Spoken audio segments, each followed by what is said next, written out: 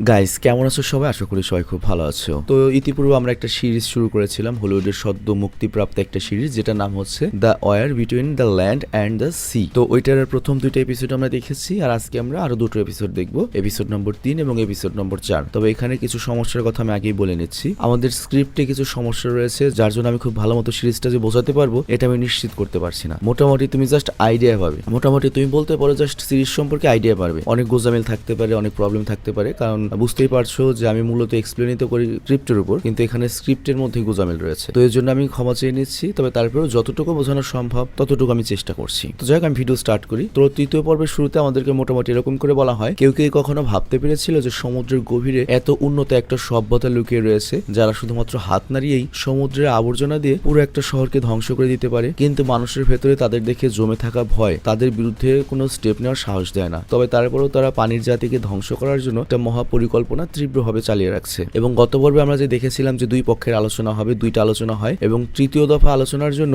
ওই সমুদ্র পক্ষের লোকরা বলে যে তোমরা আমাদের এলাকাতে আসবে। এবং সেটা এমন একটা এলাকা যেখানে মানব সভ্যতার ইতিহাসের সবচেয়ে উন্নত সাবমেরিনও সেই গভীরতার অর্ধেকটা যেতে পেরেছিল। তবে তারপরেও তো এই জন্য মানুষ তো সেখানে যেতে সাহস পায় না। তবে পানির যে জাতি রয়েছে তারা বলে যে আমরা তোমাদেরকে নিরাপত্তা দেবো এবং তোমাদের ওই আলোচনার দলকে আমরা সঠিক স্থানে নিয়ে যাব। তো এই কারণে মানব জাতি একটু স্বস্তি পায়। তবে তারপরেও বাকলি যখন জানতে পারে যে সে পানির নিচে যাবে, তার তো অনেক ভয় লেগে যায়, কারণ সে ভালো মতো সাঁতারও জানতো না। আর আমরা কিন্তু গত পর্বেই দেখেছি যে ওয়াটার ডেমনের যে তোমার রানী, যার নাম হচ্ছে সোয়েট, তার পক্ষ থেকে কিন্তু বিশেষভাবে বাকলিকেই নির্বাচন করা হয়েছিল, কারণ বাকলির ভিতরেই একমাত্র মানবতা রয়েছে। তো যাই হোক, আমাদের বাকলি করে কি পাগলের মতো ড্রাইভিং না শুরু করে, পানি ড্রাইভিং, এবং তার অবস্থা থেকে সবাই একরকম ভয় পেয়ে যায়। তো যাই হোক, এরপর রওনা হওয়ার দিন আমরা দেখতে পাই একটা বিশেষ মেটাল সাবমেরিন, এবং মানুষের পক্ষের যে প্রতিনিধিরা যাবে তারা ওই সাবমেরিনেই যাবে। এবং বাকলি ছাড়াও এখানে আমরা বাকলির কমান্ডারকে দেখতে পাই, একজন ভারতীয় প্রতিনিধিকে দেখতে পাই, মানে পৃথিবীর সকল টপ দেশ থেকেই আর কি তোমার একজন করে প্রতিনিধি নেওয়া হয়েছে। এবং এইখানে আমরা একজনকে দেখতে পাই যে আমেরিকান, যে তার সাথে একটা অদ্ভুত উপহার এনেছিল,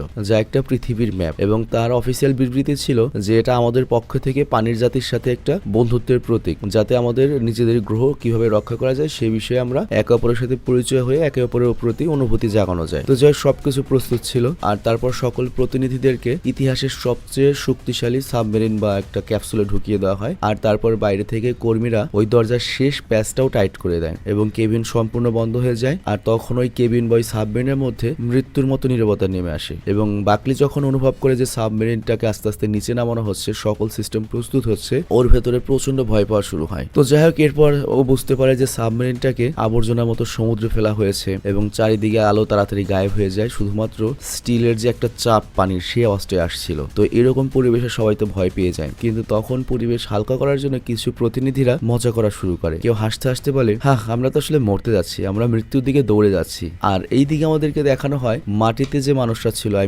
ব্রিটেনে, তারা অলরেডি যুদ্ধের গোপন প্ল্যান শুরু করে দিয়েছে। তো ব্রিটেনের সংসদে আমেরিকান যে প্রতিনিধি, যার নাম হচ্ছে ডে, সে নিজের নতুন অস্ত্রের একটা ডেমো দেখায়, যেটা ছিল এক ধরনের বরফের বোমা বা পানির নিচের বোমা, মানে পানির নিচেও পানির ওপরের মতো মনে করো যে একবারে ধ্বংসযজ্ঞ চালাতে পারবে এই বোমা। তো যাই হোক, এখানে আমরা স্পষ্ট বুঝতে পারছি যে মানুষ যতই ওদেরকে বলুক যে আমরা তোমাদের সাথে কি বলে আলোচনা করব, শান্তিপূর্ণ আলোচনা চাই, কিন্তু তলে তলে মনে করো আগে শত্রু বানিয়ে নিয়েছে।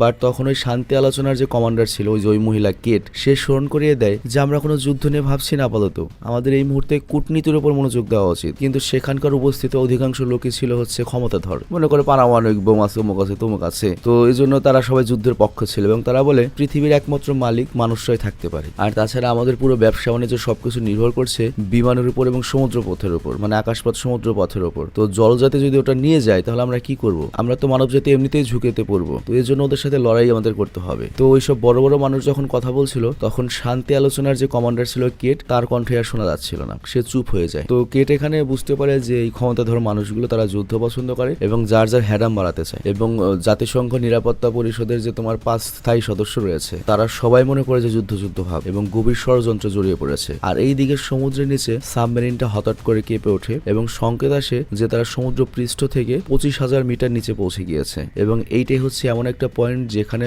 কোনো মানুষের আগে কোনো সময় যায়নি। তো এখানে সাবমেরিনের মানুষের আস্তে আস্তে শ্বাস নিঃশ্বাসের সমস্যা হচ্ছিল এবং তখনই অজানা কোনো একটা শক্তি সাবমেরিনটাকে টেনে নেয়। তো দেখে মনে হচ্ছে হয়তো এটা পানির জাতি যে রয়েছে তাদেরই কোনো একটা ফোন দিচ্ছিল। তো এখানে যে প্রতিনিধিরা গিয়েছে, তারা যখন দেখতে পাবে যে তাদের জীবন আর তাদের হাতে নেই, তাদের মনে করে যে দম বের হয়ে যাওয়ার মতো অবস্থা। তো এরপর অনেক একটা কম্পন এবং কম্পন থামতেই ওদের যে সাবমেরিন বা কেবিনের দরজা দরজা সেটা খুলে যায়, কিন্তু আশ্চর্যজনক ব্যাপার হচ্ছে ভেতরে কোনো পানি ঢুকে না। আর এরপর ওরা যখন বাইরে এসে দেখে অসীম সমুদ্রকে একটা ঝলঝলে আলো থামিয়ে রেখেছে, মানে একটা ছাদ উপরে, এবং ছাদও যেন নিঃশ্বাস নিচ্ছে এবং গাছগাছালি রয়েছে। তো এখানে পানির জাতির কাছে একটা জীব বৈজ্ঞানিক প্রযুক্তি ছিল, যেটা ওদের ওখানে আমাদের মতো যে একটা বনাঞ্চল বা আমাদের মতো যে একটা পরিবেশ সেটা করে রেখেছে। তো যাক, এই দৃশ্য দেখে সবাই তো শকড হয়ে যায়। আর তখনই এই পরিষ্কার বর্জ্যকণ্ঠে একজন বলে ওঠে ওয়েলকাম। আর তারপর পানির জাতির প্রতিনিধিরা ওদের সামনে আসে এবং সবার অক্সিজেন মাস্ক খোলানোর জন্য বলে, কিন্তু কেউ মাস্ক খোলাতে সাহস পায় না। আর তখন রানী নিজে গিয়ে বাকলির সামনে যায় এবং সে নিজেই বাকলির হেলমেট খুলে দেয়। তো বাকলি তো হতবাক হয়ে যায় এই হেলমেট খোলার পরে, যে এইখানের বাতাস পৃথিবীর বাতাসের চেয়ে আরো বেশি তাজা, বেশি অক্সিজেন, এবং বাকিরাও এই পানির প্রজাতির প্রযুক্তি দেখে অবাক হয়ে যায়। তো যাই হোক, এরপর রানী করে কি মানুষদের ভেতরে নিয়ে যেতে লাগে এবং বলে জলজাতি আসলে একটা সমুদ্রজীবী সভ্যতা, যাদের মধ্যে কড়া স্তরের বিভাজন রয়েছে, এবং আমরা তোমাদের চেয়ে আগেই দুনিয়াতে বসবাস করছি। তো বাকলি যখন মনোযোগ দিয়ে কথা শুনছিল তখনই সে দেখতে পায় তার সঙ্গীরা গায়েব হয়ে গিয়েছে, মানে তার সঙ্গীরা হয়তো অন্য কোনো কিছু দেখছে। আর এইখানে শুধুমাত্র রানী আর বাকলি ছিল, কিন্তু হঠাৎ করে এই মনে করা যে পরিবেশটা একটু অন্যরকম হয়ে যায়। মানে বাকলি একটা হ্যান্ডসাম ছেলে আর রানী হচ্ছে একটা, যে যাই হোক মাইয়া মানুষ। তো রানী মূলত বাকলিকেই দেখে, মানে তো ক্লোজ দেখে জীবনে প্রথম একটা উষ্ণতা অনুভব করে, তার হৃদয় ধক ধক করতে থাকে এবং তার মনের চিন্তাগুলো পানির মতো বয়ে যায়। তো এরপর রানী করে নিজেকে কন্ট্রোল করে এবং শান্তির গভীর ইচ্ছাটা স্পষ্টভাবে অনুভব করে বলে, তুমি আর আমি মিলেই পরিবর্তনটা আনতে পারি এবং আমাদের দুই প্রজাতির মধ্যে সংঘর্ষটা শেষ করতে পারি। কিন্তু এরপর আরো যখন এগিয়ে যাবে ঘটনাটা, মনে করো রাশিয়া ইউক্রেন পর্যায়ে যখন চলে যাবে, তখন এখানে কমান্ডার চলে আসে আর রানীর মুখটা একটু ঠান্ডা হয়ে যায় যে আর একটু পরে আসলেও পারতি। তো যাই কিছুক্ষণ পরে তারা একটা হলরুমে পৌঁছায় এবং সেখানে অনেক জলযোদ্ধা চুপচাপ দাঁড়িয়ে ছিল। আর এই দিকে আমরা দেখতে পাই পানির ওপরে কেট একটা জরুরি কল পায়, মানে ওই শান্তি রক্ষার যে তোমার কমান্ডার, এবং আমরা দেখতে পাই উচ্চ পর্যায়ে তার কল মনিটরিং রুমের শব্দ বারবার শোনা যাচ্ছে। তো কেট যখন কিছু জিজ্ঞাসা করবে তার আগেই তার মাথায় একটা লাল দাগ আসে, কিন্তু ভাগ্যক্রমে বডিগার্ড সঙ্গে সঙ্গে কেটকে ফেলে দেয় এবং বাঁচিয়ে নেয়। তো এইখানে আমরা বুঝতে পারি যে পৃথিবীতে আসলে ডাবল ক্রাম চলছে, এক গ্রুপ চাচ্ছে শান্তি আর এক গ্রুপ চাচ্ছে হচ্ছে যুদ্ধ, কারণ যুদ্ধ করলে কিছু গ্রুপের লাভ থাকে। তো তারা এই জন্য শান্তি রক্ষার যে মেন কেটকে মেরে ফেলতে চাচ্ছে, এবং বুঝতেই পারছো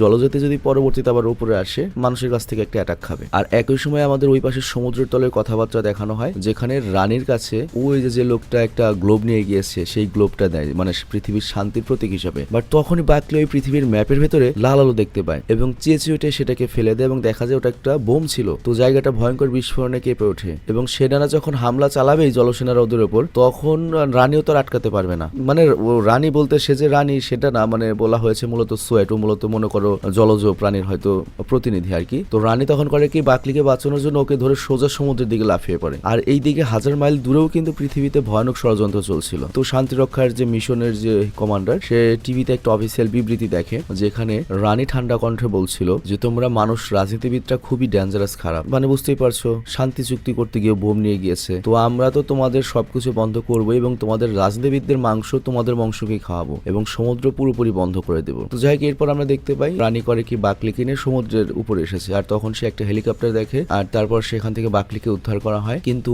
রানীকে ধরে ফেলা হয়। তো এখানে বাকলি বারবার বোঝানোর চেষ্টা করে যে ঘটনা কি ঘটেছিল, আমরা অ্যাটাক করেছিলাম এটা ওইটা, কিন্তু ওর কথার কোনো দাম থাকে না, সেটা নিউজও আসে না। রানী হবে না মনে হয়, ও হয়তো তোমার পানির জাতীয় প্রতিনিধি, তাকে একটা ধাতুর ট্যাঙ্কের মধ্যে আটকে রাখা হয়, মানে একটা পশুর মতো ট্রিট করা হয়। তবে ওকে যে স্থানান্তর করা হবে সেইখানে আবার ওই ড্রাইভার ছিল বাকলির পুরনো বন্ধু। তো বাকলি যখন এটা জানতে পারে ওর তো মন পুরো ভেঙে যায় এবং সুযোগ পেয়েও করে কি একটা সময় ওই ট্রাকটা চুরি করে ডাইরেক্ট সমুদ্রে ওই ট্রাকটা ফেলে দেয় এবং নিজেও ছাপ দেয়। আর এর ফলে যেটা হয়, বাকলি হয়ে ওঠে মানবতার ইতিহাসের সবচেয়ে বড় বেঈমান এবং শত্রু, মানে বুঝতেই পারছে এখানে রাজনীতি চলছে আর কি। তো যাই হোক, ওই পাশ থেকে সোয়াটকে বা রানীকে তার পানির যে তোমার জাতি ছিল তারা ধাওয়া করছিল, আর এদিকে বাকলিকে মানুষরা ধাওয়া করছিল। তো আর এই কারণে ওরা পালিয়েছিল একটা জায়গায়। তো এইখানে সোয়াট বা ওই পানি প্রজাতি ফিসফিস করে বলে আমাদেরকে লুকিয়ে থাকতে হবে, তবে ঠান্ডা সমুদ্রের চেয়ে মাটির গরম পরিবেশ আমার কাছে অনেক বেশি ভালো লেগেছে। আর আমাদের পানির জাতিতে না আছে পরিবার, না আছে কোনো প্রেম, না আছে সমাজ, আর তোমাদের অনুভূতি ভালোবাসা দেখে আমার অনেক হিংসা হয়। তো যাই হোক, এখানে আমরা দেখতে পাই ওরা একে অপরের কাছে চলে আসছিল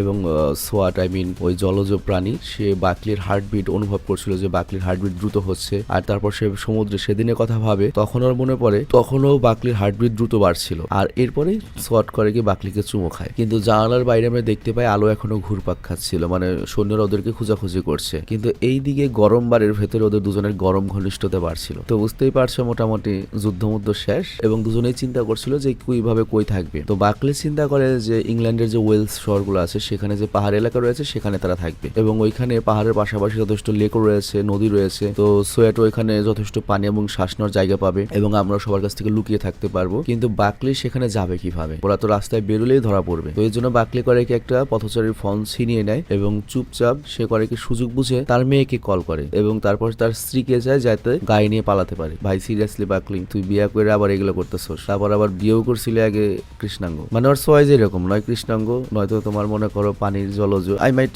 সাউন্ড রেসিস্ট, বাট আমি বলছি আর কি, এটা তো নর্মাল না অবশ্যই। তো যাই হোক, বাপলি ভেবেছিল যে সে খুব সাবধানে কাজ করবে, কিন্তু সে জানতো না যে তার স্ত্রী আর মেয়ের উপর 24 ঘন্টা নজরদারি রাখা হচ্ছিল।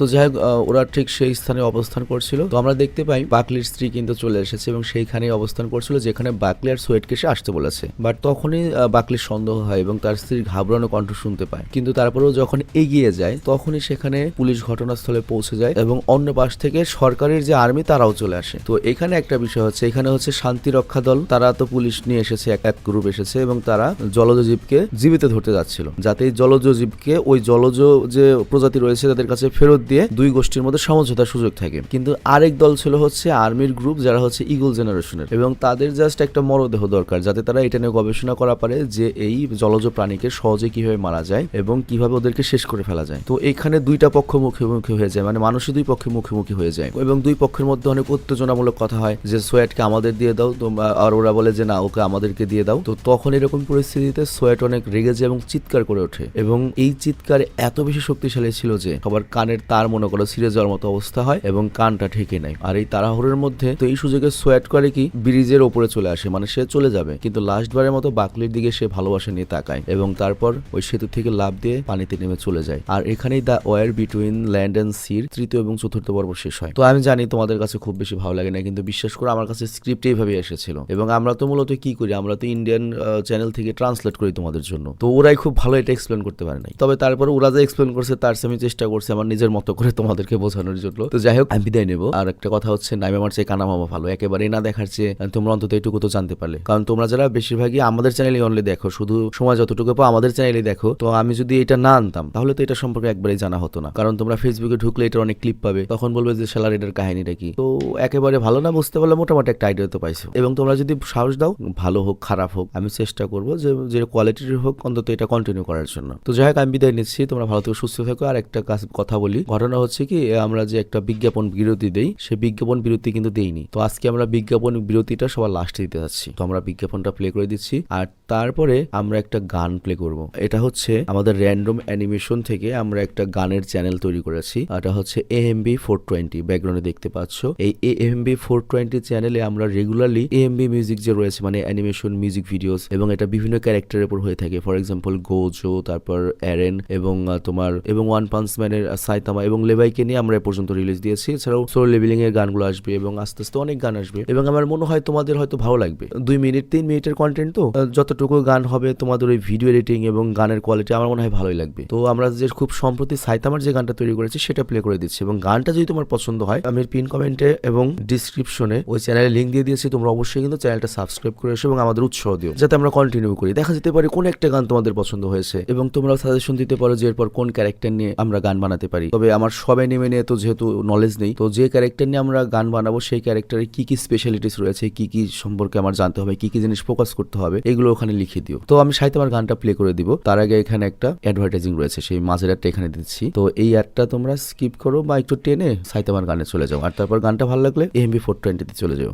স্বাগতম প্রিয় বন্ধুরা, তোমরা কি একঘেয়েমিতে ভুগছো? তাহলে মজা পাওয়ার জন্য আজকের বিষয়টি একদম উপযুক্ত তোমাদের জন্য। এখানে তোমরা বিভিন্ন খেলার ফলাফল জানতে পারবে, খেলা সরাসরি দেখতে পারবে এবং ভবিষ্যৎবাণী করার মতো মজার একটি অংশ রয়েছে যেখানে তুমি অনুমান করতে পারো কোন দল জিতবে, কতটা ব্যবধানে ইত্যাদি। এতে রয়েছে আকর্ষণীয় পুরস্কার জয়ের সুযোগ, বিলাসবহুল গাড়ি, নামি মোবাইল ফোন, কম্পিউটার এবং আরো অনেক কিছু। এটি এমন একটি বিশ্বস্ত জায়গা যেটি PSG এর মতো আন্তর্জাতিক খেলার দলের পৃষ্ঠপোষকতা পেয়েছে, তাই এতে কোনো সন্দেহের সুযোগ নেই। নতুন কিছু খেলার সংযোজন হয়েছে, যেমন দ্রুতগতির চ্যালেঞ্জ খেলা ও মুরগির পথ চলা খেলা, যেখানে সহজেই খেলে আনন্দ নেওয়া যায়। আর হ্যাঁ, যদি তুমি আমাদের প্রচারমূলক সংকেত ব্যবহার করে নিবন্ধন করো তাহলে পেতে পারো 12,000 টাকা পর্যন্ত পুরস্কার একদম বিনামূল্যে। সঙ্গে থাকবে প্রথম জমাই অর্থের পর বিনামূল্যে ঘূর্ণনের সুযোগও। অর্থ গ্রহণ ও প্রেরণ করা যাবে খুব সহজভাবে, নগদ, বিকাশ, রকেট, ব্যাংক হিসাব সহ আরো অনেক মাধ্যমে। তাই আর দেরি না করে উপরে থাকা স্থায়ী মন্তব্যে ক্লিক করো, সেখানে নিবন্ধনের প্রক্রিয়া রয়েছে। শুধু আমাদের প্রচার সংকেতটি ব্যবহার করলেই তুমি বোনাস পেয়ে যেতে পারো। そうだよ、俺は小さい頃ヒーローになりたかったんだ。 They call me Saitama. No hair, no fear. Just a clean punch. Clear. Every punch I throw's a mic explosion. City trembles like I drop devotion. Bald head shine like a holy potion. Power in silence, that's my motion. Every punch I throw's a mic explosion. City trembles like I drop devotion. Bald head shine like a holy potion. I train insane, no pain, no fame. 100 drip push-ups every day the same. No suit, no cape, still got the name. Saitama breaking every game. I train insane, no pain, no fame. 100 push-ups every day the same. No suit, no cape, still got the name. Saitama breaking every game. One punch. One hit speaks, no promotion. I don't chase fame or emotion. お前ここが最終兵器なの。 As if pad builds app instead of whispered funk. Funk. Funk, funk, funk.